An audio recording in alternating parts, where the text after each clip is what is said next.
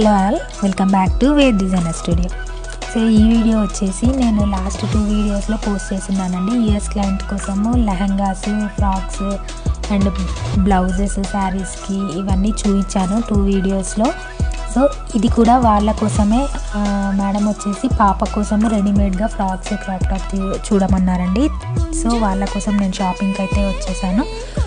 ఇది వచ్చేసి crop top అండి, సాఫ్ట్ ఆర్గంజా పైన బూటీ లాగా వచ్చింది, గోల్డ్ కలర్తో కింద బార్డర్ లాగా వచ్చి. బ్లౌజ్ వచ్చేసి చాలా బాగుందండి, హ్యాండ్ వర్క్తో వచ్చింది.